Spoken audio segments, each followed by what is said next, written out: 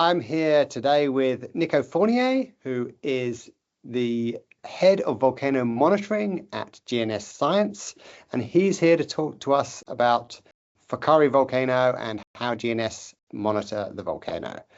Thanks, Nico. Good, Ben. So, Nico, do you want to first just set the scene a little bit for us? Where is Whakaari White Island, and what type of volcano it is? Sure thing. So Whakaari White Island is a small island about 50 kilometers north from the north coast of New Zealand. So basically, it's a tiny island, and quite importantly, the majority of the volcano is underwater. So what we do see when we fly around the island is basically just the very tip of the iceberg, and we see a crater with steam and gas coming out. But the majority of the volcano is underwater. And what kind of volcano how would you classify Whakaari?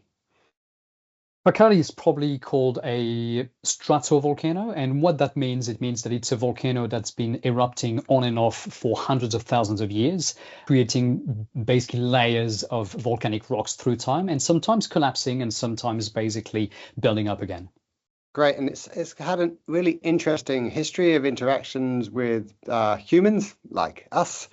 Can you tell us a little bit about that, Nico?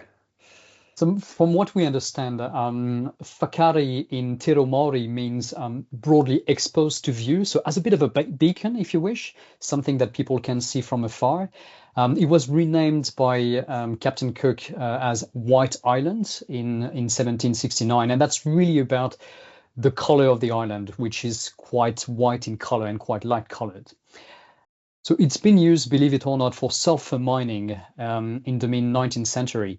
And the sulfur were used for medicine, were used for match heads, but also for the wine industry. Unfortunately, in 1914, a landslide killed 10 miners on the island, and only one cat survived, really. So shortly after that, all activities on the island disappeared. And then the island effectively became a destination for tourism, with up to 30,000 people visiting the island every year per boat or by helicopter. Yeah, so tell us a bit more, Nico, about how often the volcano erupts. And I guess kind of that can lead into why it's important to monitor the volcano and what might be special about Whakaari in terms of volcano monitoring. Whakaari is a volcano that tends to erupt pretty often. So it's what we call a frequently active volcano. And what you would see if you were looking at a timeline on the screen of eruptions through time, we can see that over the past 100 years, for instance, here, we've had many, many eruptions. Those eruptions will tend to impact communities in four main ways. The first one is probably if you've got ashfall falling on the coast. So, of course, this depends on the wind conditions. If the wind is blowing the wrong way, so to speak, any ash produced by the volcano might end up falling on the mainland. The second risk is a risk that is probably only very close to the island, but it's a risk to boats. So we've got a lot of people doing fishing around the island or even visiting the area. And if we had an unexpected eruption, we could have some drastic impact on the boats and the people on the boats really around the island. The third type of risk associated with Whakaari is a risk to aviation.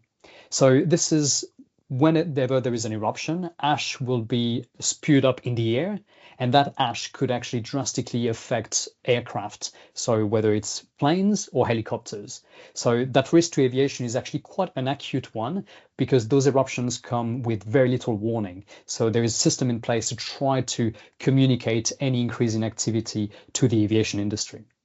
The final risk associated with Whakaari is, of course, the risk to visitors. At the moment, we don't have any visitors going on islands, but in the past, it used to be quite a popular tourism destination. And people were effectively walking right in the crater and on the ground. And any small eruption could effectively have a dramatic impact on people, as we've seen, unfortunately, in 2019. And that's why, of course, it's really important to monitor the volcano. So, Nico, why don't you tell us a little bit more about the monitoring of the volcano? The way that we monitor volcanoes is very much like we monitor a patient. We are looking for a range of signs and symptoms, and we monitor those signs and symptoms with a range of instrumentations. To monitor the volcanoes, we use a wide range of techniques. Some of them involve instruments on the ground, like seismometers, like GPS, looking at ground deformation. We also visit the volcanoes either on the ground or sometimes we just fly around the volcanoes, like at Whakaari. And of course, we use satellite techniques as well to monitor volcanoes from space. Whakaari presents some pretty unique challenges. The first one is because of the very nature of the volcano. One, it's got magma very close to the surface. And what that means is that it doesn't take much for that magma to make its way up and to produce an eruption. So things can escalate quite quickly. This is quite unlike some of the other volcanoes we've got in New Zealand, like Taranaki, where magma tends to be a bit deeper, meaning that it would take more time for the magma to reach the surface and produce an eruption. So for the normal volcanoes, so to speak, we would have probably more lead time. For Whakaari, we don't have much time usually. The second characteristic of Whakaari is that it's got a very well-developed hydrothermal system. So basically, we're talking about groundwater that is fed by hot gases and steam underground. A hydrothermal system has a lot of boiling going on, a lot of noise, and this tends to mask some of the signal that we would be recording and monitoring to anticipate an eruption. Another type of challenges at Whakaari is just the uniqueness of this geography. It is an island, and most of the volcano is underwater, and we can't easily put instrumentation underwater. So we have to work with the space we've got, which is the island itself. On the island, the inside of the crater presents some big challenges for volcano monitoring. The first one is that it is actually very corrosive, so any instruments will tend to disintegrate very quickly. The second challenge, of course, is that it is a hazardous space, and if there is an eruption, those areas could be dramatically affected. And you can see, for instance, a solar panel that was affected by an eruption in 2016. We've had a number of eruptions over the past 100 years at Whakaari. And over the past 20 years, a lot of the eruptions were actually quite small in size, in the big scale of things. But because of the proximity of the people until 2019, even small eruptions could have a dramatic impact on people and on visitors.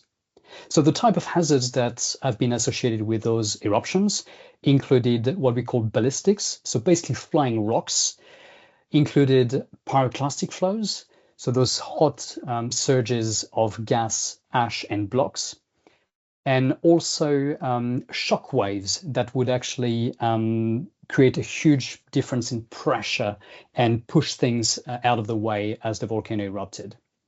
And of course, the ash that you showed earlier that was covering your solar panels.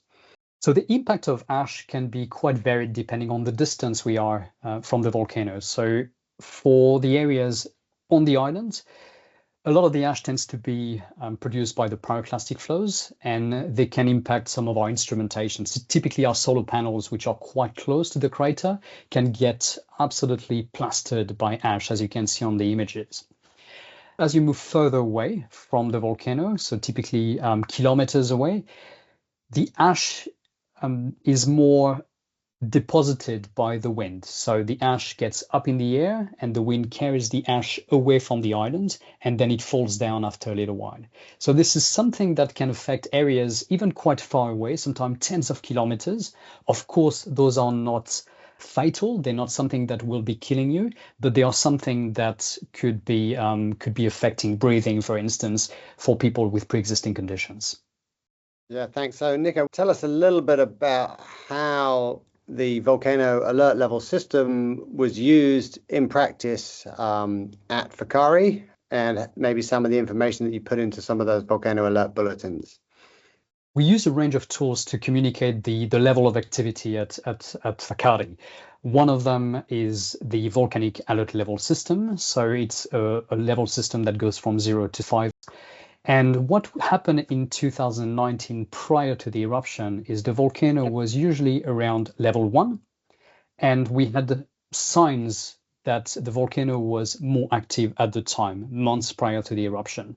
So we had more seismic activity, And we also had an increase in the amount of gas that was being emitted from the volcano. And as a result, we increased the alert level from 1 to 2. And then, of course, as the volcano erupted in December 2019, the alert level was raised to 3, which indicates that the volcano is currently erupting, basically. Eruptions can have different sizes. So if it's level 3, it's a small eruption. Level 4 would be a bigger eruption, and 5, an even bigger eruption. When we don't quite know the size of the eruption, or when we can't really confirm it rapidly, what we usually do is we set it up at 4, and then we decrease it back to 3 once we understand the scale of the eruption. Another way to communicate the state of activity of the volcano, and perhaps to provide more information, is through our volcanic activity bulletin. So those will indicate at what alert level the volcano is, but it will also provide more information and potentially some information about scenarios around what impact we would be expected on people, and also where people should go to find more information. And finally, people can go to our social media, to Facebook or X, and follow us and find more information in real time. Thanks a lot, Nico. Really appreciate your time. I know you're a busy man, and really appreciate your kind of first-person insight to monitoring, one of New Zealand's most active volcanoes. Good, Ben.